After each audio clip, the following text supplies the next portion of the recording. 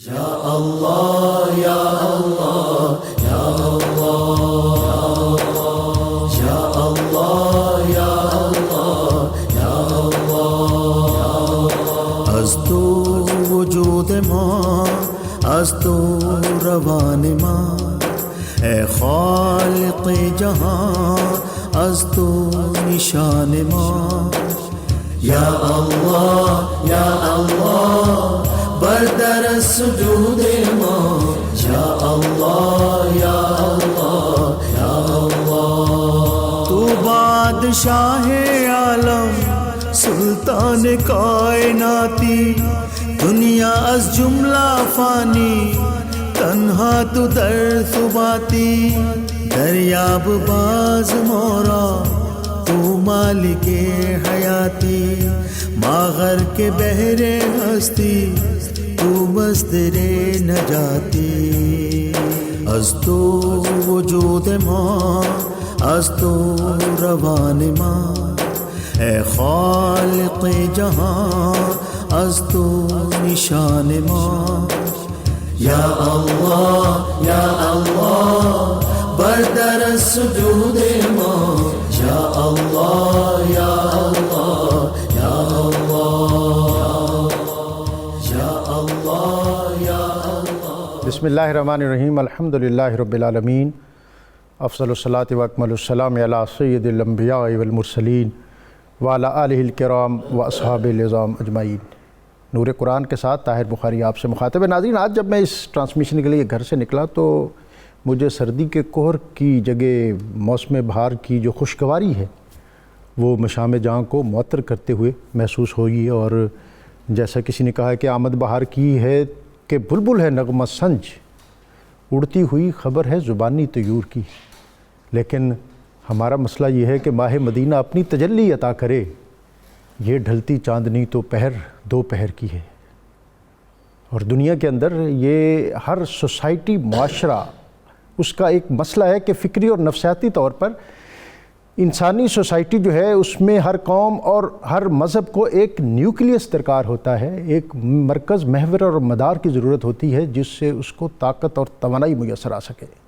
دنیا کے اندر کوئی فکر، فلسفہ، سوسائٹی، موومنٹ اور مشن اس وقت تک گرو نہیں کر سکتا، پروان نہیں چڑھ سکتا جب تک اس کو ایک ایسے حسی اور روحانی مرکز کی افادیت میسر نہ ہو جس سے اس کو ہمہ وقت طاقت اور توانائی میسر آئے۔ یہاں تک کہ دنیا کے اندر وہ معاشرے جن کو ہم مذہب اور عقائد سے ماورا سمجھتے ہیں، وہاں بھی ان کا جو بھی فکر و فلسفہ ہو وہ اس سے انرجی اور توانائی حاصل کرتے ہیں۔ یورپ جس کو ہم سمجھتے ہیں کہ ان کے ہاں کسی الوہی تصورات کی ضرورت نہیں ہے، وہاں بھی جو سرمایہ دارانہ نظام ہے، جو کیپٹلسٹک سوسائٹی ہے، اس میں مادیت کو پوجا جاتا ہے اور لوگوں کو اور سوسائٹی کو اور معاشرے کو ان کے مادی جو پھیلاؤ ہے اس کے مطابق جانا جاتا ہے۔ میٹیریلزم جس کی ابتدا آج سے 4 صدیاں قبل یورپ میں ہوئی، اس فلسفے کے علمبرداروں نے کائنات کی توجیہ تبھی میکینیکل وے پہ، میکینکی طریق پر کرنے کی ابتدا کی، اور انہوں نے کائنات کے خود بخود پیدا ہونے اور آپ سے آپ رونما ہونے کا نظریہ پیش کیا۔ ان کے مطابق بے جان مادے میں جان کسی کے امر سے نہیں پڑتی، بلکہ مادہ جب اپنے نظم میں ترقی کرتا ہے تو اس میں جان پڑ جاتی ہے۔ اور وہ یہ بھی کہتے ہیں کہ انسان اور حیوان سب مشینیں ہیں، ان کی توانائی کا ختم ہو جانا، ان کے نظم کا درہم برہم ہو جانا، ان کی قوت کا کمزور ہو جانا ہی دراصل ان کی موت ہے، جو فنائے دوام کا ہم معنی ہے۔ اقبال نے اس فکر و فلسفے کا نچوڑ اس شعر میں پیش کیا تھا کہ در نگاہ شادمی آب و گلست، کاروان زندگی بے منزل است۔ میں اگر اپنے موضوع سے زیادہ دور ہٹتا ہوا محسوس نہ ہوتا تو میں آپ کو یہ ضرور بتاتا کہ اس فلسفہ حیات کی روح سے انسانی زندگی میں نہ کسی علیم و قدیر خدا کی گنجائش ہے، نہ نبوت و الہام کی ہدایت کا کوئی وزن، نہ موت کے بعد کسی دوسری زندگی کا تصور، نہ اعمال کے احتساب کا کھٹکا، اور نہ زندگی کے حیوانی مقاصد سے بالاتر کسی اور مقصد اور نصب العین کا امکان۔ اس نظریہ زندگی اور فلسفہ حیات کا پورا طریق راست روی، صداقت پسندی، امانت اور دیانت جیسے تصورات سے خالی ہے۔ اقبال نے بہت پہلے اس پہ بہت گہری چوٹ کی تھی کہ دیار مغرب کے رہنے والوں، خدا کی بستی دکا نہیں ہے، خراج جسے تم سمجھ رہے ہو وہ اب زرے کا معیار ہوگا، تمہاری تہذیب اپنے خنجر سے آپ ہی خودکشی کرے گی، جو شاخ نازک پہ آشیانہ بنے گا ناپائیدار ہوگا۔ بہرحال مادی معاشرہ جو ہے ناظرین، اس کا نیوکلیس، اس کا مرکز، مدار اور محور روپیہ، پیسہ، سرمایہ ہوتا ہے، جبکہ جو دینی اور روحانی معاشرے ہوتے ہیں ان کا مدار اور مرکز ان کی روحانی شخصیت ہوتی ہے، جس سے وہ ہمہ وقت انرجی اور توانائی حاصل کرتے ہیں۔ اور آپ نے قرآن پاک میں بحر احمر کے کنارے آباد کتنی ہی قومیں جن میں عاد اور سمود کے تذکرے پڑے کہ جب وہ اپنے مادیت زدہ نظریات کے پرچار میں حد سے آگے گزرے تو اللہ تعالیٰ نے ان کو ملیا میٹ کر دیا۔ مادی سوسائٹی ہو، مادی معاشرہ ہو یا دولت اور سرمایہ دار فرد، اس کو زوال کا ہر وقت کھٹکا رہتا ہے، اس لیے کہ اس کو یہ خطرہ رہتا ہے کہ جیسے ہی میری دولت اور میرا سرمایہ مجھ سے روٹھ گیا تو میں سوسائٹی میں بالکل ناکام اور زیرو ہو جاؤں گا۔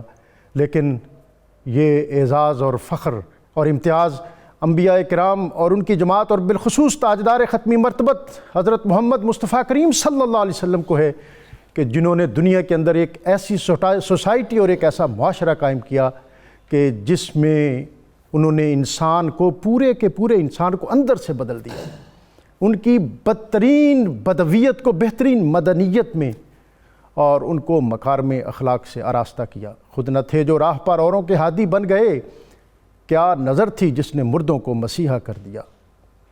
گزشتہ صدی میں امریکہ میں لکھی جانے والی معروف اور شہرہ آفاق کتاب دی ہنڈریڈز، اس کے مصنف مائیکل ایچ ہارڈ نے معلوم انسانی تاریخ کے 5000 سال ان کو مدون کیا، ایڈٹ کیا، اور پھر اس میں اس نے 100 ان عظیم شخصیات کو نکالا جنہوں نے انسانی طیب، تاریخ اور تمدن پر انمٹ نقوش ثبت کیے، اور پھر ان پر وہ سب سے ٹاپ پر، سب سے اوپر نبی اکرم رسول محتشم صلی اللہ علیہ وآلہ وسلم کی ذات کو لکھتا ہے اور رکھتا ہے اور کہتا ہے کہ he was the only man in the history who was supremely successful on the both religious as well as secular level، کہ نبی اکرم رسول محتشم صلی اللہ علیہ وآلہ وسلم ہی وہ ہستی ہیں اور اس کائنات کا مرکز اور مدار ہیں کہ جنہوں نے صرف مذہبی نہیں بلکہ سوسائٹی کے دوسرے پہلو پر بھی ایک ہمہ گیر فکر اور ایک انقلاب عطا کیا۔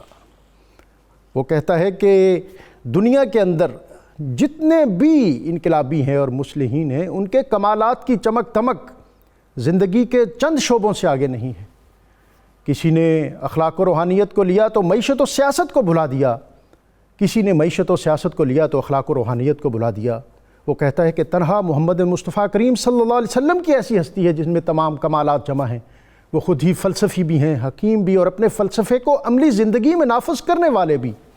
وہ سیاسی مدبر بھی ہیں، فوجی لیڈر بھی، وضع قانون بھی، جسم کی صفائی سے لے کر بین الاقوامی تعلقات تک وہ ہستی ایک ایک چیز کے بارے میں ہمیں رہنمائی اور ہدایت عطا کرتی محسوس ہوتی ہے۔ اور سب سے بڑھ کر وہ کہتا ہے یہ کہ زندگی کے مختلف پہلوؤں میں ایسا صحیح توازن قائم کر کے دکھاتی ہے کہ ہمیں افراط و تفرید کا کہیں نام و نشان نظر نہیں آتا۔ ہر کجا بینی جہان رنگ و بو، آنکھ از خاکش بروئے دارزو، یا ز نور مصطفیٰ اراں بہاست، یا ہنوز اندر تلاش مصطفیٰست۔ اقبال نے نبی اکرم رسول محتشم صلی اللہ علیہ وسلم کی بارگاہ میں اپنی عقیدتوں اور عادتوں اور محبتوں کا خراج پیش کرتے ہوئے عرض کی تھے کہ یا رسول اللہ گرد تو گردد حریم کائنات، کہ یا رسول اللہ دنیا کے جو معاشرے ہیں، سوسائٹیز ہیں، ان کے نیوکلیس مختلف ہوں گے، لیکن ہماری فکر کا، ہماری سوچ کا، ہماری عقیدت، ارادت اور محبت کا مرکز اور محور یا رسول اللہ صرف آپ کی ذات ہے۔ آج ہم نبی اکرم رسول محتشم صلی اللہ علیہ وسلم کی ذات کے حوالے سے قرآن پاک میں عطا کردہ ایک انتہائی اہم آیت جو سورہ احزاب کی آیت نمبر 40، ما کان محمد ابا احد من رجالکم ولکن رسول اللہ وخاتم النبیین، اس حوالے سے ہم بات کریں گے۔ اور ہمارے ساتھ ہمیشہ کی طرح بہت محترم اور معزز علماء تشریف فرما ہیں، علامہ مفتی محمد صدیق ہزاروی صاحب، علامہ مفتی محمد طاہر تبسم قادری صاحب، اور بارگاہ الوہیت میں ہدیہ حمد پیش کرنے کے لیے آج ہمارے ساتھ موجود ہوں گے قاری محمد افضال انجم۔ ان کی طرف جانے سے قبل آج کا اسم گرامی العزیز سب پر غالب، سب سے بڑھ کر قوی، یہ اسم جلالی ہے جو کوئی صبح کی نماز کے بعد 41 مرتبہ پڑھے گا، دنیا و آخرت میں کسی کا محتاج نہ ہوگا۔ مفتی صاحب، آپ تمام حضرات کو خوش آمدید۔ اور آج کا موضوع جو ہے وہ بہت اہم ہے، اور میں آج سوچ رہا تھا کہ جب آپ تشریف لا رہے ہیں تو آپ کو میں مبارکباد بھی پیش کروں کہ میں گزشتہ دنوں سوشل میں دیکھ رہا تھا کہ مسلم شریف کا آخری سبق آپ جامعہ حجویریہ میں پڑھا رہے تھے، بہت پرشکو دارالحدیث تھا اور بہت وقیع انداز میں آپ اپنی مسند پہ براجمان تھے، آپ کو بہت زیادہ اس عمر کی مبارک۔ اور آج کا موضوع جو ہے یہ بہت اہم ہے، اس حوالے سے میں چاہوں گا کہ آپ اس کا شان نزول اور ابتدائی گفتگو عطا فرمائیں، اور پھر اس سے جو سوال ہمیں محسوس ہوں گے وہ ہم اپنے رکھیں گے۔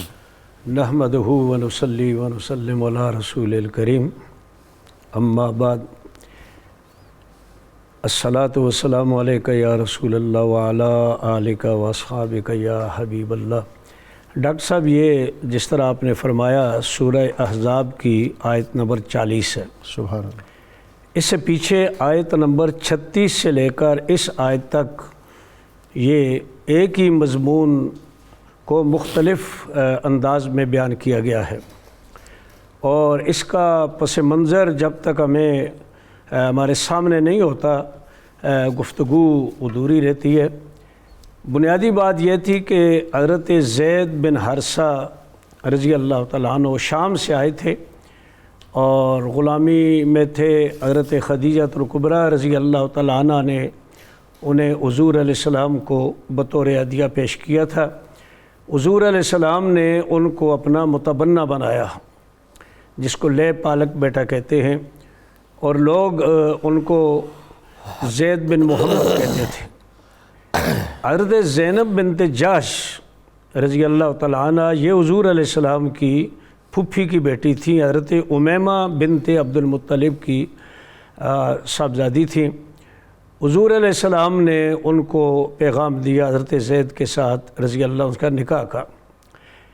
حضرت عبداللہ بن جاش جو ان کے بھائی تھے حضرت زینب کے، ان دونوں کا خیال تھا کہ حضور علیہ السلام اپنے لیے یہ خواستگاری کر رہے ہیں۔ جب حضرت زید کا پتہ چلا تو انہوں نے اس کو ناپسند کیا۔ یہاں قرآن پاک نے جو ہمیں درس دیا پوری امت کے لیے کہ جب اللہ اور اس کا رسول کوئی فیصلہ کر دیں تو پھر کسی کو اس میں اختیار باقی نہیں ہوتا۔ سبحان اللہ۔ اللہ اور اس کے رسول کا فیصلہ مقدم ہے۔ یہ بات جب حضرت زینب رضی اللہ تعالیٰ عنہ نے سنی تو انہوں نے سر تسلیم خم کر دیا اور اس نکاح کو قبول کر لیا۔ ظاہر ہے ان کے درمیان مطابقت نہیں تھی۔ حضرت زینب کا ایک خاندانی پس منظر تھا اور اجمل النساء العرب بھی تھیں آپ، تو اس لحاظ سے کچھ تھوڑی بات بہت آپس میں میاں بیوی میں رہتا تھا۔ لیکن اللہ تعالیٰ کی حکمت یہ تھی کہ ایک مسئلہ واضح کرنا تھا۔ مکہ مکرمہ میں لوگوں کے ذہنوں میں یہ بات تھی کہ جو متبنہ بیٹا ہوتا ہے وہ حقیقی بیٹے کی طرح ہوتا ہے، اس کی بیوی سے اس کے طلاق کے بعد یا بیوہ ہو جائے نکاح نہیں ہو سکتا، وہ جو باپ ہے وہ نکاح نہیں کر سکتا، اور اس طرح دیگر جو مسائل ہیں۔ اس مسئلے کو واضح کرنے کے لیے اللہ تعالیٰ نے یہ کیا کہ حضرت زید اگرچہ وہ ناخوش تھے، یعنی گھر میں ناچاکی ہوتی تھی، لیکن حضور نے بھی ان کو فرمایا، قرآن بھی کہتا ہے کہ اپنی زوجہ کو روک کر کے رکھیں، کیونکہ لوگ اگرچہ حضور علیہ السلام کے ساتھ ان کا نکاح ہونا تھا، لیکن ایک جو اس وقت کے لوگوں کا ایک معاشرہ تھا اس کو اچھا نہیں سمجھتے تھے، تو بالآخر انہوں نے طلاق دی۔ اور زوجنا کہا، قرآن کہتا ہے کہ ہم نے آپ کا نکاح حضرت زینب سے کر دیا۔ اس لیے حضرت زینب رضی اللہ تعالیٰ عنہ بڑے فخر سے کہتی تھی کہ تمہارا نکاح باقی ازواج مطہرات کا زمین پر ہوا، میرا آسمانوں پر ہوا۔ سبحان اللہ۔ تو اس پر لوگوں نے یہی کہنا شروع کر دیا کہ دیکھیں بیٹی کی بیوی تھی اور انہوں نے طلاق دی تو باپ نے نکاح کر لیا۔ تو اللہ تعالیٰ نے فرمایا، ما کان محمد ابا احد من، تم میں سے کسی کے حضور باپ نہیں ہے، یعنی وہ جو باپ کا اور بیٹے کا رشتہ جو قوانین کے اعتبار سے، فقہی احکام کے اعتبار سے ہوتا ہے وہ نہیں ہے کہ بیٹے کی بیوی سے نکاح نہیں کر سکتا، بیٹا متبنہ، جس طرح بیٹا وارث بنتا ہے متبنہ بھی وارث بن جائے، یہ صورت نہیں ہے۔ نہ وہ وارث بنتا ہے اور نہ اس کے طلاق دی ہوئی بیوی کے ساتھ نکاح کے اندر کوئی رکاوٹ ہے۔ حضور تم میں سے کسی کے حقیقی باپ نہیں ہے کہ یہ احکام جو ہے وہ نافذ ہوں۔ تو اس سلسلے میں اللہ تعالیٰ نے یہ بات فرما دی اور اس کے ساتھ ختم نبوت کا ذکر کر دیا کہ حضور تم میں سے کسی کے حقیقی باپ نہیں ہیں، اللہ کے رسول ہیں، وہ تمہیں پیغام اللہ کا پہنچانے کے لیے آئے ہیں، اور حضور علیہ السلام کے بعد نبوت نہیں ہے، چونکہ عام طور پر یہ ہوتا ہے کہ باپ کے بعد بیٹا نبی ہوتا ہے۔ حضور علیہ السلام کے صاحبزادگان کو بھی اللہ تعالیٰ نے بچپن میں دنیا سے اٹھا لیا کہ چونکہ حضور کے بعد نبوت تو ہے نہیں ہے، تو یہ اس پس منظر میں یہ سارا کچھ۔ سبحان اللہ۔ مفتی صاحب، یہ ایک تو ابھی جو ہم نے بات سنی ہے اور قرآن کی آیت، اور خود حضرت مفتی صاحب نے فرمایا کہ نبی صلی اللہ علیہ وسلم کے صاحبزادے تھے، ما کان محمد ابا احد من رجالکم، کسی مرد کے باپ نہیں ہیں، آپ کے صاحبزادے تو تھے۔ ایک تو یہ سوال ہے، اور دوسرا یہ کہ عرب کے اندر کیا یہ ٹریڈیشن تھی، روایت تھی کہ متبنہ جو ہے وہ وارث بنتا تھا، اور یہ روایت جو ہے کہ بیٹے کی جو بیوہ ہے یا متعلقہ ہے اس کے ساتھ باپ شادی نہیں کر سکتا، یہ عرب کا کلچر تھا یا اس سے پہلے بھی تھا اور اس کو اسی طرح قبول کیا گیا، یا نبی اکرم رسول محتشم صلی اللہ علیہ وسلم کی شریعت میں یہ امور ہمیں عطا ہوئے؟ حامد و مصلیہ اما بعد فاعوذ باللہ من الشیطان الرجیم، بسم اللہ الرحمن الرحیم۔ بہت شکریہ ڈاکٹر صاحب، بڑا اہم ٹاپک ہے اور سوالات بھی تینوں جو آپ نے کیے وہ بڑے ضروری ہیں۔ پہلا سوال تو یہ کامن مین کے لوہے ذہن پہ فوراً ابھر آتا ہے۔ استاد صاحب قبلہ نے بڑی تفصیل سے اس کا پس منظر، شان نزول بیان کیا۔ وہ جب یہ آیا کریمہ پڑھی جاتی ہے، اس کی ٹرانسلیشن کی جاتی ہے کہ ما کان محمد ابا احد من رجالکم، کہ محمد صلی اللہ علیہ وسلم تم میں سے کسی مرد کے باپ نہیں ہیں، تو فوراً ذہن میں سوال آتا ہے کہ جی آقا علیہ السلام کے شہزادے اور صاحبزادے تو تھے، سبحان اللہ۔ 3 صاحبزادے آپ کے، حضرت سیدنا قاسم، حضرت سیدنا ابراہیم اور حضرت سیدنا عبداللہ، جن کا لقب طیب و طاہر تھا۔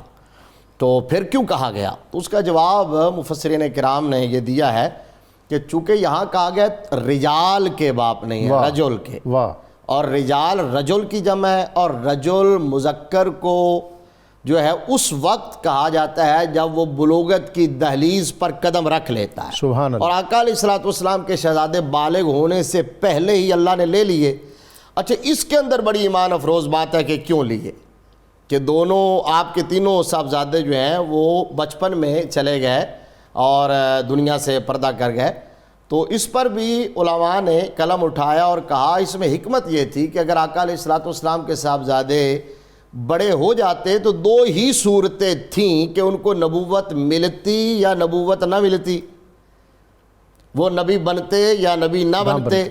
اگر وہ بڑے ہوتے اور ان کو نبوت نہ ملتی تو انبیاء کرام علیہ السلام کے سلسلے میں وہ پیرز جن میں باپ بھی نبی ہے بیٹا بھی نبی، حضرت ابراہیم و اسماعیل علیہ السلام، حضرت یعقوب و یوسف علیہ السلام، حضرت داؤد و سلیمان علیہ السلام، حضرت موسیٰ و حضرت زکریا و یحییٰ علیہ السلام، 4 تو مجھے یاد ہیں، اور بھی بے شمار ہوں گے۔ تو جن انبیاء کرام میں باپ بھی نبی بیٹا بھی نبی، اگر آقا علیہ السلام کے صاحبزادے بڑے ہوتے اور نبوت نہ ملتی تو اس اینگل سے ان کی شان بڑھ جاتی۔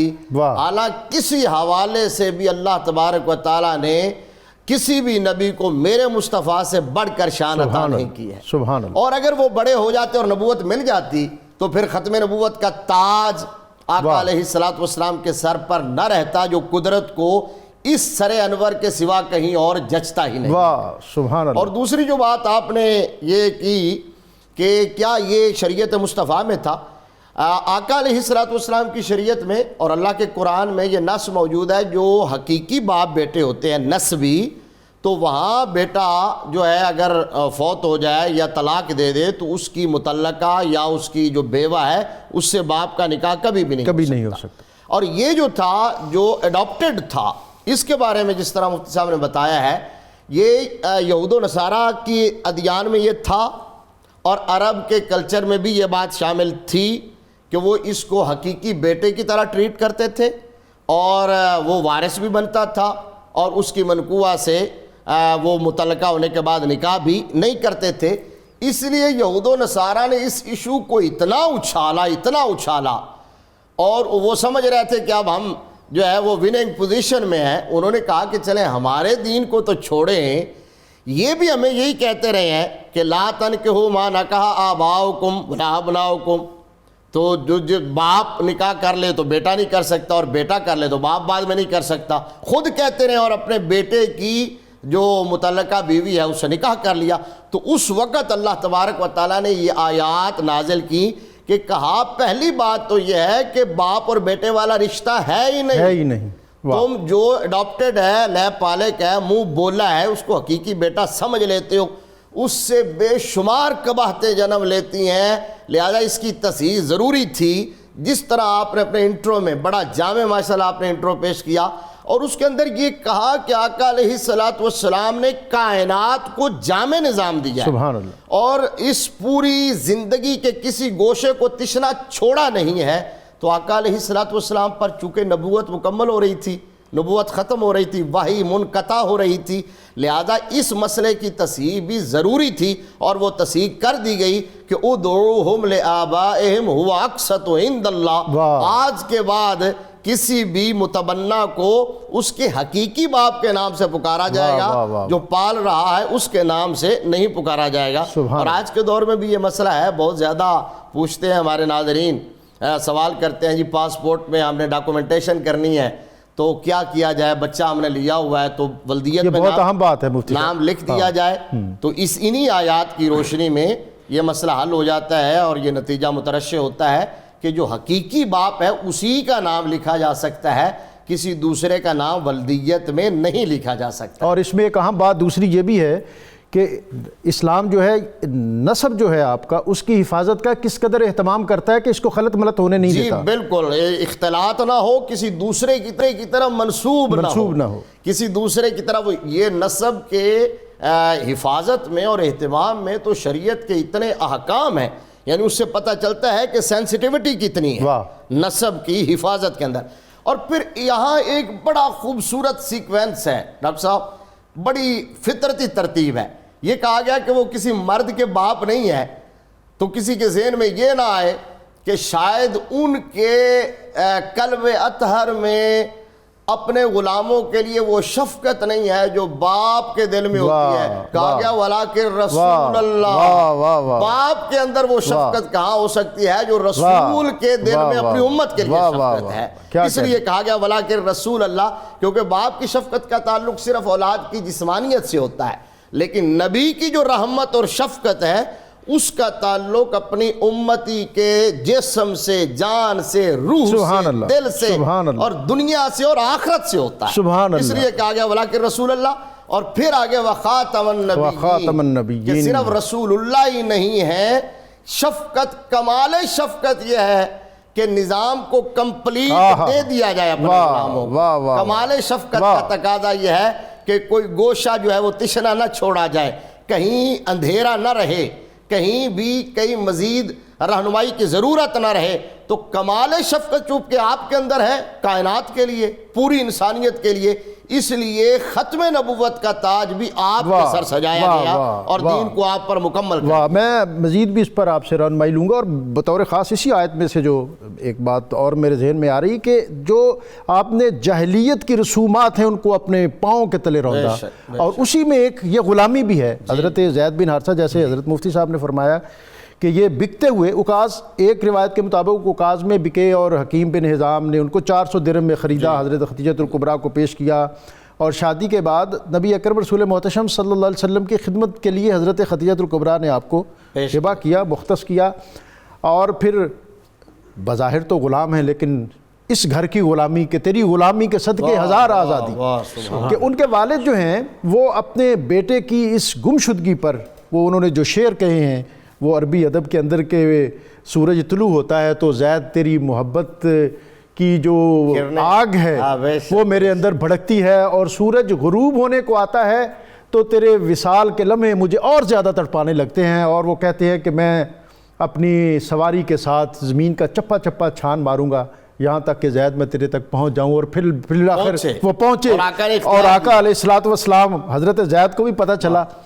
تو نبی اکرم صلی اللہ علیہ وسلم نے فرمایا کہ اگر یہ جانا چاہے تو روکوں گا نہیں، لیکن اگر یہ نہ جانا چاہے تو جبرن لے کے جانا بھی نہیں دوں گا۔ اور حضرت زید نے کہا یا رسول اللہ آپ کے گھر کو اور آپ کے در کو چھوڑ کر میں کہاں جاؤں، اور اپنے باپ سے کہا کہ تیرے گھر کی اور تیرے در کی اور تیرے شہر کی آسائشیں اور آسودگیاں اپنی جگہ، لیکن مجھے اس گھر کے اندر جو اعزاز اور اکرام میسر ہے وہ شاید مجھے دنیا میں اور کہیں میسر نہ ہے۔ عرض کیا کہ تیرے ٹکڑوں پہ پڑے غیر کی ٹھوکر پہ نہ ڈال، جن کی آنکھیں کہاں۔ اس آیت کا دوسرا پہلو جو دوسرا حصہ ہے ختم نبوت، میں چاہوں گا کہ آپ اس کے جو مبادیات ہیں اور اس کی اہمیت جو ہے وہ ہمیں عطا فرمائیں۔ جی ڈاکٹر صاحب، ختم نبوت کی اہمیت کا اس بات سے اندازہ لگایا جا سکتا ہے کہ الیوم اکملت لکم دینکم واتممت علیکم نعمتی ورضیت لکم الاسلام دینا۔ سبحان اللہ۔ اگر ختم نبوت کے عقیدے کو تسلیم نہ کیا جائے تو پھر اسلام نامکمل ہے، واہ، کیونکہ اس کے لیے پھر کسی نئے نبی کی ضرورت ہوگی جو اس دین کو مکمل کرے۔ حضور علیہ السلام نے فرمایا انما بعثت لاتمم مکارم الاخلاق، یہ مکارم الاخلاق جو ہیں یہی ہے اسلام، یہی ہے سیرت نبوی۔ تو تکمیل کے لیے حضور نے فرمایا مجھے مبعوث کیا گیا ہے تاکہ میں مکارم اخلاق کو مکمل کروں۔ سبحان اللہ۔ یعنی گویا کہ یہ جو منشور تھا یہ ہر نبی کا تھا، انہوں نے اچھے اخلاق کی تعلیم دی، اور اب اس کی تکمیل کا وقت آ گیا ہے۔ اور اب جب حضور علیہ السلام کا زمانہ قیامت تک کے لیے حضور کا زمانہ ہے، اور دنیا ترقی کرتے کرتے انسان کہاں تک پہنچ گیا ہے، تو اب اس کا مطلب یہ ہے کہ جو نبوت کا سلسلہ ہے وہ بھی انتہا تک پہنچ گیا، کہ جو بنیادی ضروریات تھی وہ سب دے دی گئیں۔ آج اگر ختم نبوت کے عقیدے کا انکار کر دیا جائے تو یہ دین اسلام کی حقانیت کا انکار ہوگا، کسی اور دین کا انتظار ہوگا، اور یہ سارا جو عمارت ہے دین اسلام کی یہ درام سے گر جائے گی۔ ہمیں عقیدہ ختم نبوت ظاہر ہے، اس پر ہمارا ایمان، اعتقاد، یقین، یہ ایمان کی بنیاد ہے۔ اور اقبال نے جو علماء اور مشائخ اور ہمارے جو دینی طبقات ہیں انہوں نے تو اس سلسلے میں پیش قدمی کی، لیکن جو جدید درسگاہوں کا پڑھا ہوا آدمی تھا وہ اقبال تھا، تو جس نے سب سے پہلے بر صغیر میں جو قانونی سطح پر جنگ کی، اور اس نے کہا کہ اس طبقے کو ایک الگ گروہ قرار دیا جائے، اقلیت قرار دیا جائے۔ تو اس سے اقبال سے کسی نے پوچھا کہ تیرے جیسا آدمی پڑھا لکھا وہ بھی ایسی بات کرتا ہے، تو اس نے کہا تھا کہ تجھے پتہ ہی نہیں ہے عقیدہ ختم نبوت کی اسلام میں کیا اہمیت ہے۔ اور پھر اقبال نے اپنے وہ شعرۂ آفاق شعر کہے کہ جس میں انہوں نے کہا کہ گرد ذکر و فکر و علم و عرفانم توئی، کشتی و دریا و طوفانم توئی، اے کہ بعد از تو نبوت شد ہر مفہوم شرک، کہ یا رسول اللہ آپ جس طرح توحید کی کلیدی اور بنیادی حیثیت ہے، اسی طرح آپ کی ذات کے ساتھ کسی اور کو ان صفات و کمالات میں کنسیڈر کرنا جاننا یہ بھی شرک فی نبوت ہے۔ تو میں اور آپ سے اس پر رہنمائی لوں گا۔ یہاں ہمارے ساتھ دو کالر ہیں، یوسف صاحب ہیں، السلام علیکم۔ وعلیکم السلام محترم، کیا حال ہے؟ جی آپ کو خوش آمدید جی، کیا کہنا چاہتے ہیں آپ؟ جی شکریہ۔ میرا ایک سوال ہے سر، یہ کہ جو قرآن میں آیت ہے وَزَوَّجْنَاكَهَا، جی تو یہ پوچھ رہے ہیں کہ حضور صلی اللہ تعالیٰ علیہ وسلم کا نکاح پہلے ہو گیا یا احکام قرآن کا جو جبریل امین کے ذریعے آیا وہ پہلے آیا؟ جی یہ آپ نوٹ کر لیں جی۔ ابھی ہمارے ساتھ ایک اور کالر ہے، غلام رسول صاحب، السلام علیکم۔ تھوڑا سا گڑبڑ جی ڈراپ ہو گئے۔ تو یہ آج ہم بات کر رہے ہیں نبی اکرم رسول محتشم صلی اللہ علیہ وسلم کے جو امت پر انعامات ہیں، جو آپ کی شفقتیں، محبتیں اور رحمتیں ہیں۔ ہمارے ساتھ یوسف صاحب کالر تھے، انہوں نے یہ بات کی کہ یہ جو نبی اکرم رسول محتشم صلی اللہ علیہ وسلم کے اس نکاح کا ذکر کیا وہ پہلے ہو گیا تھا یا بعد میں ہوا ہے؟ آپ اس پر بات جی زوجناکہا، یعنی یہاں زمین پہ بھی جس طرح قبلہ نے بیان کیا کہ اس عقد نکاح تو ہوا، لیکن چونکہ اللہ کا حکم تھا آسمانوں پہ بھی نکاح ہوا، اور مفسرین کرام نے یہ لکھا ہے کہ وہاں الگ سے مجلس نکاح منعقد، چونکہ قرآن کی نص ہے زوجناکہا، ہم نے آپ کا نکاح محبوب ان سے کر دیا. واہ واہ واہ واہ. اس لیے یہ ڈبل آپ کو باقی امہات المومنین ازواج مطہرات کا صرف یہاں ہوا، ان کا الگ سے شرف یہ تھا کہ ان کا آسمانوں پہ. یہ جو یوسف صاحب ہیں نا، یہ کبھی کبھی سوال کرتے ہیں، لیکن ان کے سوال کے اندر بھی بڑی حکمتیں ہوتی ہیں اور ہمیں نئے پہلو اس اچھے سوال کے ذریعے یہ گرامر سے انہوں نے اخذ کیا ہے اور اس سے ان کی دلچسپی کا ڈاکٹر صاحب بات یہ ہے جناب شرعی احکام جو ہیں ان کا اپنا ایک نظام ہے.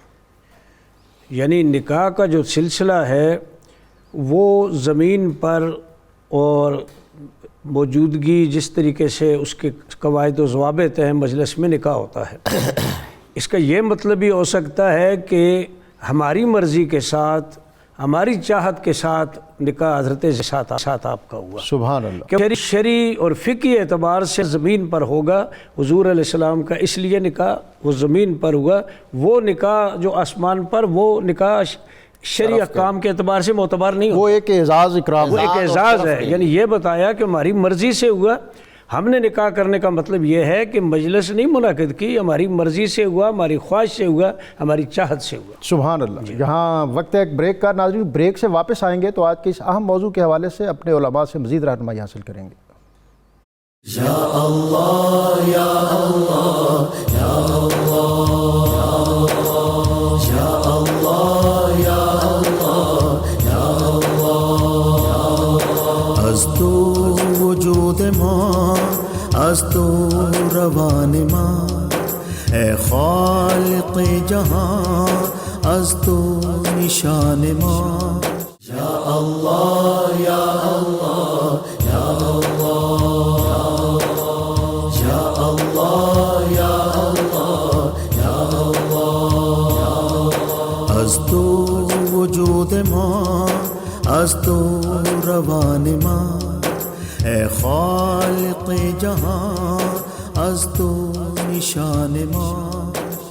سورہ قرآن میں آپ کو ایک مرتبہ پھر خوش آمدید. آج ہم سورہ احزاب کی آیت 40 کے حوالے سے بات کر رہے ہیں اور ہمارے ساتھ بہت محترم اور معتبر علماء موجود ہیں. اور شاعر اسلام حضرت اقبال نے کہا تھا کہ پس خدا برما شریعت ختم کرد، پر رسول ما رسالت ختم کرد. لا نبی بعد احسان خداست، پردہ ناموس دین مصطفیٰ است. اور رونق از با محفل ایام را، او رسول را ختم ما اقوام را. اور اقبال نے جو بہت اہم بات کی، اس نے کہا کہ از رسالت در جہاں تکوین ما، از رسالت دین ما آئین ما. اور قوم را سرمایہ قوت ازو، حفظ سر وحدت ملت ازو. کہ یا رسول اللہ ہماری ملت کا سرمایہ، ہماری قوم اور ہماری ملت اور ہماری امت کے اتحاد اور یگانگت کی بنیاد اور ہماری فکری علمی جو وحدت ہے اس کا نیوکلیس، اس کا مرکزی نقطہ، اس کا مدار یا رسول اللہ آپ صلی اللہ علیہ وسلم کی رسالت اور ختم نبوت ہے. اور اس پر اوائل دور سے لے کر آج تک مسلمانوں کے اندر کوئی فکری یا عملی طور پر شاید کوئی کجی کمی ہو سکتی ہے، لیکن نبی اکرم رسول محتشم صلی اللہ علیہ وسلم کے ساتھ جو عقیدت، ارادت اور محبت کا رشتہ ہے اس میں شاید ان پورے 1400 سال میں ہمیں کہیں پر بھی کوئی کمی اور کوتاہی نظر نہ آئے. اور بالکل ابتدائی مرحلے میں حضرت سیدنا صدیق اکبر رضی اللہ تعالیٰ عنہ نے اس نازک مرحلہ پر جب نبی اکرم رسول محتشم صلی اللہ علیہ وآلہ وسلم دنیا سے تشریف لے گئے اور امت اور قوم اور بالخصوص اصحاب شورا کے دل بہت زخمی تھے، حالات بہت نازک تھے، لیکن آپ نے اس مسلمہ کذاب کے خلاف لشکر کشی کرتے ہوئے آپ نے اس مسئلے پر امت کا عظیم ترین اجماع اس صورت میں پیش کیا کہ قیامت تک اس سے ہمیں روشنی اور رہنمائی میسر آتی رہے گی. جناب جی ڈاکٹر صاحب، عقیدہ ختم نبوت کی اہمیت کا اس بات سے اندازہ لگایا جا سکتا ہے کہ قرآن مجید فرقان حمید برہان رشید کی 20 آیات اور رسول اللہ صلی اللہ علیہ وسلم کی سینکڑوں احادیث میں اس عقیدے کو ایڈریس کیا گیا ہے. اور امت مسلمہ نے آج تک کسی اور عقیدے کے تحفظ کے لیے اتنی قربانیاں نہیں دیں جتنی قربانیاں عقیدہ ختم نبوت کے تحفظ کے لیے دیں. واہ. اسلام کی 1450 سالہ تاریخ میں اتنی قربانیاں کسی اور عقیدے کی حفاظت کے لیے نہیں دی گئیں. ابھی آپ نے جو حوالہ دیا کہ حضور صلی اللہ علیہ وسلم کے بعد جو پہلا دور ہے خلافت کا، خلافت حضرت ابوبکر صدیق کا، تو اس کے اندر یہ چیلنج جب درپیش ہوا تو حضرت ابوبکر صدیق رضی اللہ تعالیٰ عنہ نے آقا علیہ الصلوۃ والسلام کا جانشین بننے کے بعد خود یہ قانون بنایا تھا کہ آج کے بعد بدری صحابہ کسی مارکے میں نہیں جائیں گے۔ واہ، وہ ان کے بارے میں اعملوا ما شئتم فقد غفرت لکم کا مجدہ جہاں فضا آ چکا، لہذا وہ نشانیاں تبرک کا تلوار اٹھانے کی ضرورت نہیں۔ واہ، لیکن جب عقیدہ ختم نبوت پر حملہ ہوا تو اپنا بنایا ہوا قانون خود واپس لیا، توڑا، اور کہا بدری صحابہ تم بھی اٹھو اور تلواریں پکڑو اور عقیدہ ختم نبوت، میرے آقا علیہ الصلوۃ والسلام کی ختم نبوت کی حفاظت کے لیے میدان میں اتر جاؤ، اس لیے کہ ہمارے جبے اور دستاریں تب سلامت ہیں جب آقا کا ختم نبوت کا تاج سلامت کیا کہنے، کیا کہنے۔ اور پھر یمامہ کے میدان میں 1200 صحابہ، جن میں 700 حافظ قرآن صحابہ تھے اور کچھ 70 کے قریب بدری صحابہ تھے، انہوں نے جامع شہادت نوش کیا۔ اس وقت سے لے کر 1953 کی ختم نبوت کی تحریک، ڈیلی گیٹ لاہور جس کا مرکز تھا، 10,000 عشاقان مصطفیٰ نے آقا علیہ الصلوۃ والسلام کے نام پر اپنی جانوں کے نذرانے پیش کیے ہیں۔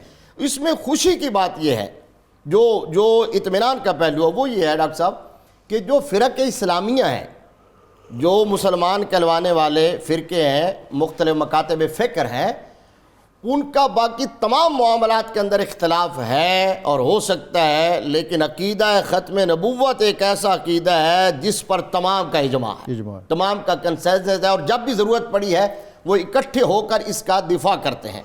اور ایک فطرتی بات ہے کہ کسی چیز کا جب آغاز ہوتا ہے تو پھر دو ہی صورتیں ہیں، جس کا آغاز ہوا ہو یا تو وہ لا الہ نہایا چلتی جائے، اس کو تسلسل کہتے ہیں، یا کہیں نہ کہیں سے پلٹے اور واپس پہلے کی طرف آ جائے، اس کو دور کہتے ہیں۔ تسلسل بھی باطل ہوتا ہے، دور بھی باطل ہوتا ہے۔ نبوت کا آغاز ہوا ہے تو اس کا اختتام کہیں ہونا تھا، اور اختتام کے لیے میرے مصطفیٰ کی ذات سے بڑھ کر کوئی اور ذات نہیں ہو سکتی ہے۔ سبحان اللہ۔ اور اس کی اہمیت اتنی، جو آپ نے جملہ کہا بڑا جاندار جملہ ہے جو علامہ اقبال کے حوالے سے، کہ جس طرح الوہیت میں شرک نہیں ہے، اسی طرح آقا علیہ الصلوۃ والسلام کی ختم نبوت۔ اب اس کی حساسیت اتنی ہے کہ ایک روایت ہے اثر ابن عباس کے نام سے۔ اچھا، میں آپ سے اس پر اور بھی بات کروں، کالر بہت زیادہ ہیں، کچھ ایک دو لے لیں آپ اجازت دیں تو۔ جی السلام علیکم۔ وعلیکم السلام۔ جی رضوان صاحب، آپ کو خوش آمدید۔ ہیلو جی آپ کو خوش آمدید، آپ فرمائیے کیا کہنا چاہتے ہیں؟ میں یہ کہنا چاہ رہا ہوں کہ بیٹی اڈاپٹ کی ہوئی ہے، اس کو اپنا نام دے سکتے ہیں؟ بیٹی اڈاپٹ کی ہوئی ہے، اس کو اپنا نام دے سکتے ہیں، اس پر بہرحال بات ہو چکی ہے، لیکن پھر بھی ہم آپ کی تسلی کے لیے ایک اور کالر ہے جہانگیر صاحب۔ السلام علیکم۔ السلام علیکم۔ جی خوش آمدید آپ کو جہانگیر صاحب۔ بخاری صاحب، بریک سے پہلے بات ہوئی آقا علیہ السلام کے نکاح کی کہ زمین پہ ہوا، آسمان پہ ہوا۔ ماشاءاللہ آپ کے پاس آج ایک بہت بڑی علمی شخصیت مفتی صدیق ہزاری سعیدی صاحب تشریف فرمائے۔ بلا شبہ۔ میرا سوال یہ ہے کہ آقا علیہ السلام کا نکاح کس نے پڑھایا؟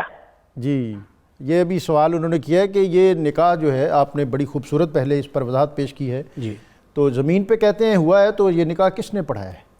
یہ بھی اس پر ہم بات کریں گے۔ اور آج کے اس موضوع کے حوالے سے میں چاہوں گا کہ آپ جہاں سے بات چل رہے تھے، اور یہاں ایک اور بات جو آج کل کے اشکال، مختلف کنفیوژنز ہیں کہ جی جہاں اور مختلف اقلیتیں ہیں ان کو جہاں رہنے کا حق ہے وہاں ان کو رہنے کا حق کیوں نہیں ہے؟ جو ان کے حقوق ہیں وہ ان کے حقوق کیوں نہیں ہیں؟ ان کو آزادی ہے، ان کو آزادی کیوں نہیں ہے؟ یہ بہت ایک میں سمجھتا ہوں کہ ہمارے ہاں ابہام ہے جس کو پھیلایا جاتا ہے۔ اس پر میں یہ کنفیوژن ہے ڈاکٹر صاحب، اور بہت اچھا آپ نے اس پوائنٹ کو ریز کیا ہے۔ یہ کلیئر ہو جانا چاہیے کہ ہماری حکومتوں کی طرف سے، اہل علم کی طرف سے، ہماری طرف سے کھلی آفر ہے اور سینہ کشادہ ہے کہ اگر وہ اقلیت بن کے رہنا چاہتے ہیں تو رہیں۔ اچھا، وہ اقلیت بن کے رہنا نہیں چاہتے؟ ہاں، وہ اقلیت بننا نہیں چاہتے۔ اس میں ایک یہ بات بھی میں رہنمائی چاہوں گا کہ کیا جو آپ کے اسلامی شعار ہیں، شاعر ہیں، ان کو دھوکے کے لیے کوئی دوسرا طبقہ استعمال کرتے ہوئے لوگوں کے لیے کنفیوژن پیدا کرے تو اس کی بھی کہیں ممانعت ہے؟ جی بالکل ہے۔ مثلا خلیفہ، امیر المومنین، اذان آپ جی آپ ڈاکٹر صاحب دیکھیں، اسلام سے پہلے جتنے مذاہب تھے، جب بھی مذہب چینج ہوا، نبوت چینج ہوئی ہے، تو پہلے مذہب کی جتنی بھی تھیں علامات، شاعر، ان کی اصطلاحات تھیں، وہ سب چھوڑ دی گئی، نئی لی گئی ہیں۔ آپ اسی طرح جب دین اسلام کے بعد اگر کوئی سمجھتا ہے کہ ہمارا اپنا دھرم ہے، ہمارا اپنا دین ہے، ہمارا اپنا نبی ہے، تو بھائی پھر دین اسلام کے شاعر کو استعمال کیوں کرتے ہو؟ اس کو آپ چھوڑو اور اپنا پیکج تیار کرو، اپنے اختیار کرو اور اقلیت تسلیم کرو، ایڈمٹ کرو اس بات کو، جو آئین پاکستان میں بھی آپ کو اقلیت قرار دے دیا گیا ہے۔ تو پھر اس کے بعد جب آپ اقلیت بن کے رہو گے تو ہم آپ کا اس سے بھی زیادہ تحفظ کریں گے، جس طرح ہم سکھوں کا کر رہے ہیں، جس طرح ہندوؤں کا کر رہے ہیں۔ پاکستان کے اندر تو الحمدللہ بڑا آئیڈیل ماحول ہے، یہاں پارسی رہتے ہیں، ہندو رہتے ہیں، سکھ رہتے ہیں، اور آج تک کسی بھی مسلمان نے کسی اقلیتی رکن کو کوئی بھی ٹارچر نہیں کیا، نہ ان پر حملہ کیا ہے۔ جب بھی کوئی نہ کوئی گڑبڑ ہوتی ہے ادھر سے ہوتی ہے، وگرنہ جتنا، اور یہ تعلیم ہمیں ریاست مدینہ سے سبحان اللہ، سبحان اللہ، ریاست مدینہ نے جو وہاں جتنے طبقات تھے ان کی حفاظت کی، اور بالخصوص جو مساک مدینہ تھا اس میں ایک اہم ترین جو فریق تھا وہ تو یہود تھا، اور نبی اکرم صلی اللہ علیہ وسلم نے مساک مدینہ کی شاید 51 یا 54 نمبر شرک ہے، وَلِلْمُسْلِمِينَ دِينُهُمْ وَلِلْيَهُودِ دِينُهُمْ، کہ مسلمانوں کے لیے مسلمانوں کا دین اور یہودیوں کے لیے یہودیوں کا دین، اور ان کی جو کتاب ہے اس کے مطابق فیصلے ہوتے تھے۔ وقت بہت کم ہے اور آج کے موضوع کے حوالے سے میں چاہوں گا کہ اس کا کسی سطح پر احاطہ ہو جائے۔ ایک یہ کنفیوژن ہے کہ جی یہ وہ حقیقی نبی نہیں ہیں، یہ ذلی نبی ہیں، یہ بروزی نبی ہیں، یہ ذل اور بروز، یہ ساری چیزیں یہ کیا ہیں؟ یہ دیکھیں ڈاکٹر صاحب، دو باتیں اس وقت بہت ضروری ہیں۔ ایک بات تو یہ ہے کہ ہمارے ہاں ختم نبوت کے عقیدے سے صحیح آگاہی نہیں ہے۔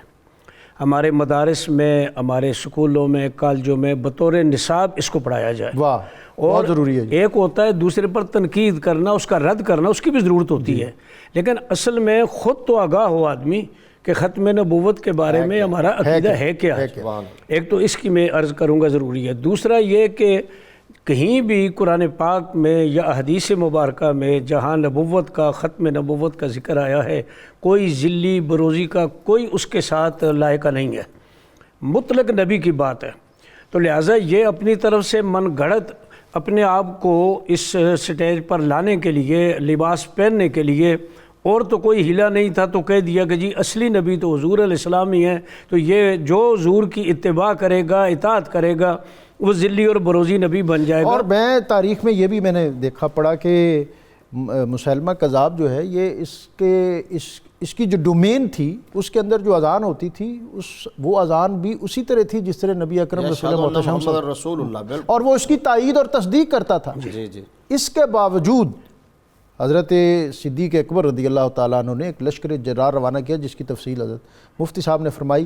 تو اس سے رہنمائی ہمیں یہ ملتی ہے کہ ہمیں اس طرح کے جو داؤ پیچ ہیں ان سے کنفیوز نہیں ہونا چاہیے، اور ہمیں پوری طرح آگاہ ہونا چاہیے۔ جب تک ہم اس سے آگاہ نہیں ہوں گے، حضور علیہ السلام نے خود بھی جہاں ذکر فرمایا، قرآن نے کہا کہ حضور خاتم النبیین ہیں، اور حضور نے اس کی وضاحت، کیونکہ بعض حضرات خاتم النبیین کا معنی بھی بدلتے ہیں، تو حضور علیہ السلام نے فرمایا انا خاتم النبیین لا نبی بعدی، تفسیر خود فرما دی کہ خاتم النبیین کا معنی یہ ہے کہ میرے بعد کوئی نبی نہیں ہے۔ لہٰذا یہ اپنے آپ کو گویا کہ نبی بنانے کے لیے اس طرح کے الفاظ گھڑے گئے ہیں، اس کا شریعت میں، لغت میں ختم نبوت کے ساتھ کوئی تعلق نہیں ہے۔ آپ نے جو ایک تو جو آپ بات کر رہے تھے میں چاہوں گا اس کو آگے بھی بڑھائیں، اور دوسرا یہ بھی جو ہمارے مشاہیر کی اس میں قربانیاں ہیں، جو لیڈنگ رول ہے، جو انہوں نے آگے بڑھ کر اس پرچم کو تھامبا اور سنبھالا، اور پھر اس کی روشنی جو ہے اس نے اس پورے خطے کو منور کیا، اس سے بھی ہمیں ضرور رہنمائی ہے۔ ڈاکٹر صاحب ایک تو یہ ہے کہ یہ بات سمجھ لینی چاہیے کہ نبوت میں یہ اسسٹنٹ ہے یا ڈپٹی ہے یا نائب ہے، اس کا کوئی کانسیپٹ نہیں ہے۔ واہ، تاریخ شاہد۔ دوسری بات، آقا علیہ الصلوۃ والسلام نے فرمایا ان الرسالۃ والنبوۃ قد انقطعت فلا رسول بعدی ولا نبی۔ اب سرکار نے فرمایا میرے بعد رسول بھی کوئی نہیں، نبی بھی کوئی نہیں۔ یہ دوسرا لفظ کیوں ارشاد فرمایا؟ یہ لا رسول بعدی ولا نبی، یہ لائے نفی جنس ہے۔ میرے آقا نے جنس سے نبوت کی نفی کی ہے، ذل، بروز، تشریح اور نائب ہونا، اس کا کوئی تصور نہیں۔ صرف رسول کی نفی پر اگر اتفاق کرتے تو شاید وہ کوئی کہہ سکتا تھا جی میں نے رسالت کا دعویٰ کیا، نبوت کا دعویٰ کیا ہے، اس لیے آقا علیہ الصلوۃ والسلام نے رسول کے بعد نبی ہونے کی بھی نفی کر دی۔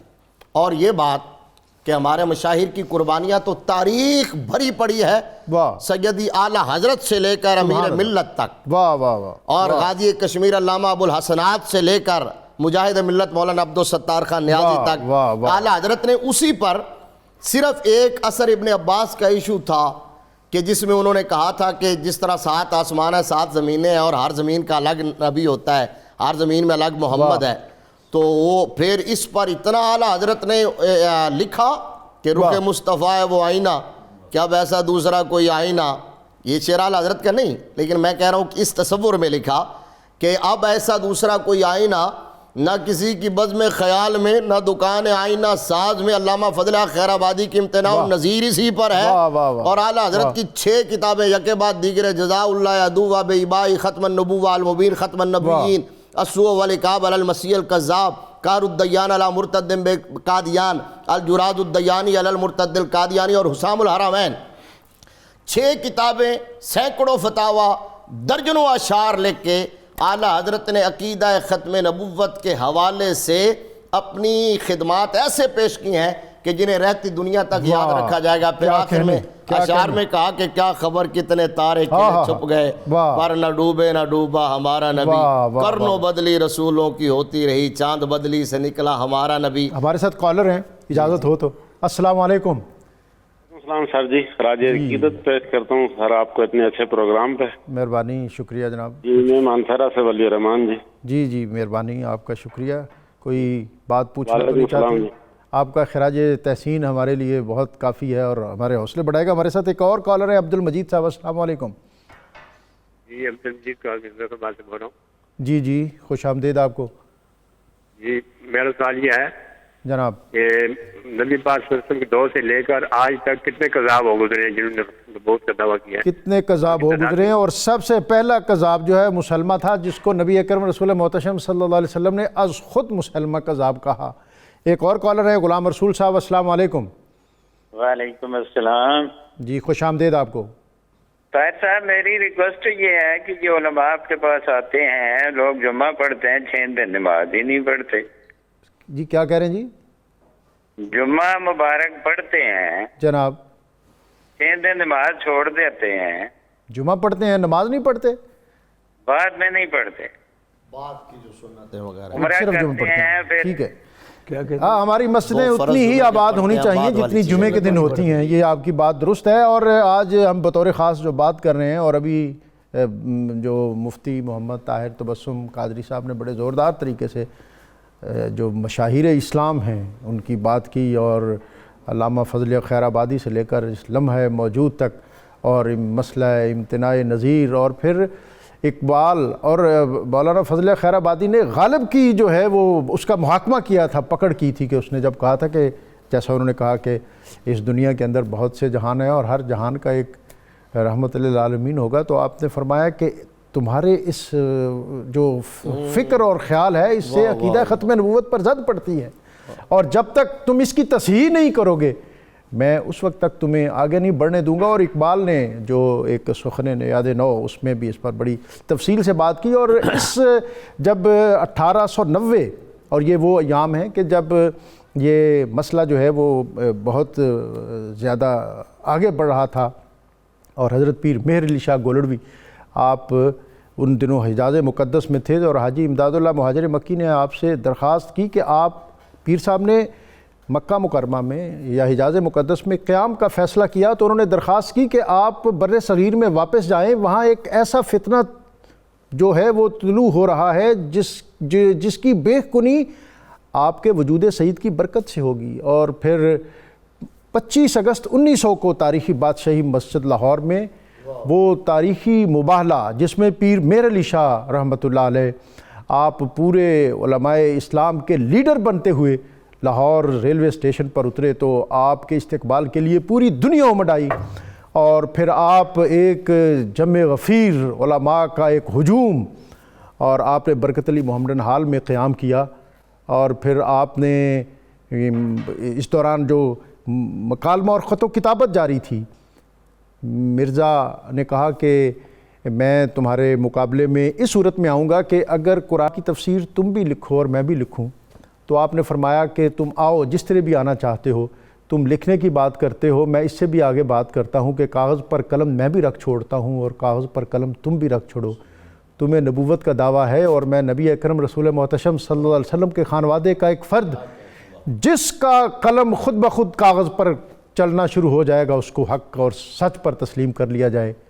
اس کی کیا جرت تھی کہ وہ آپ کے مقابلے میں آتا. ہمارے مشاہیر نے، ہمارے علماء نے، ہمارے اکابر نے، ہمارے مشائخ نے، ہمارے سادات نے اس عقیدے کے تحفظ کے حوالے سے وہ کارہائے نمایاں سر انجام دیے ہیں، وہ قربانیاں دی ہیں کہ جس کی روشنی ہمیں صراط مستقیم اور نبی اکرم صلی اللہ علیہ وسلم کے ساتھ عقیدت، ارادت اور محبت، اس کے زینے اور واسطے اور اس کے جو اسلوب ہیں وہ عطا کرتی رہے گی. نگاہ عشق و مستی میں وہی اول، وہی آخر، وہی قرآن، وہی فرقان، وہی یاسین، وہی طٰہٰ.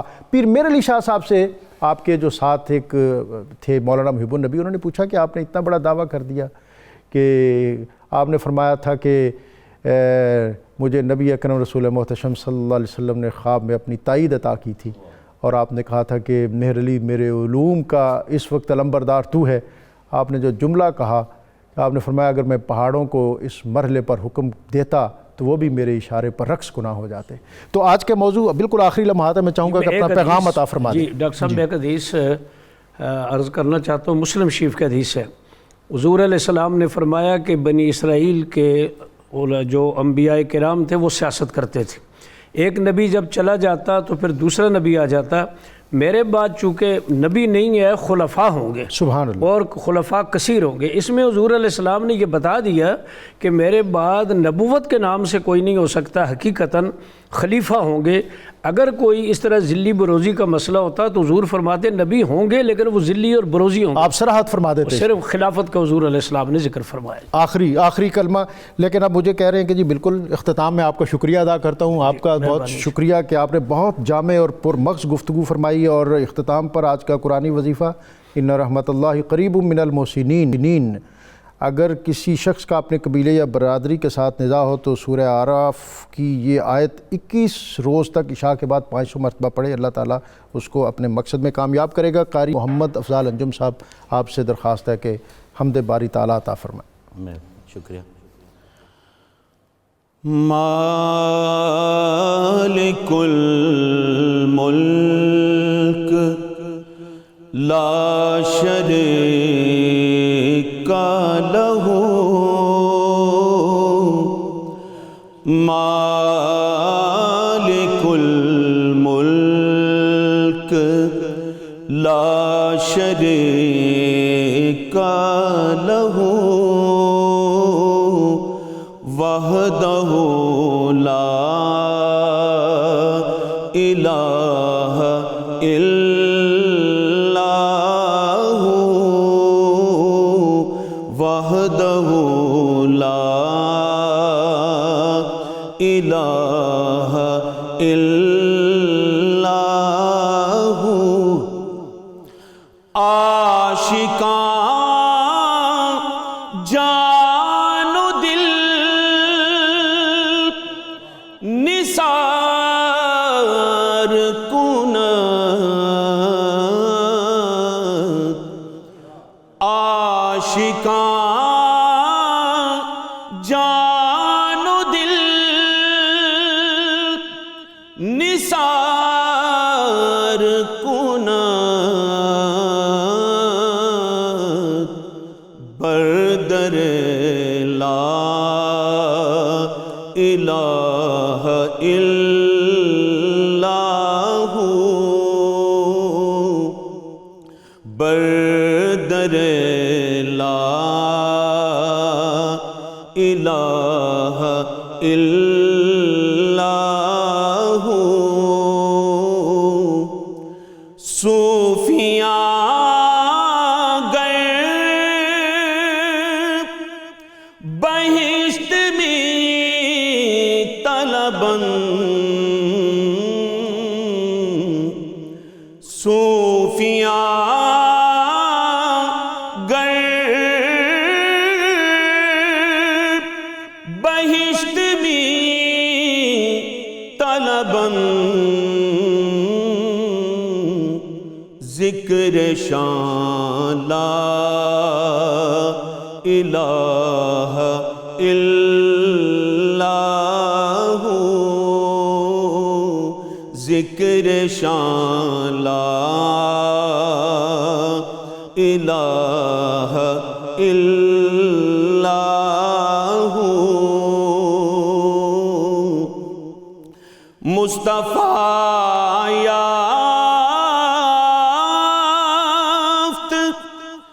در شب معراج،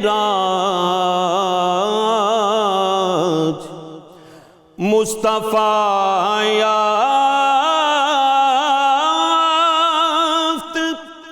در شب معراج، خلعت لا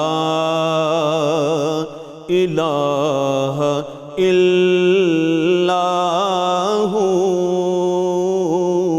خلعت لا الہ الا ہو، شمس تبریز گر خدا طلبی، شمس تبریز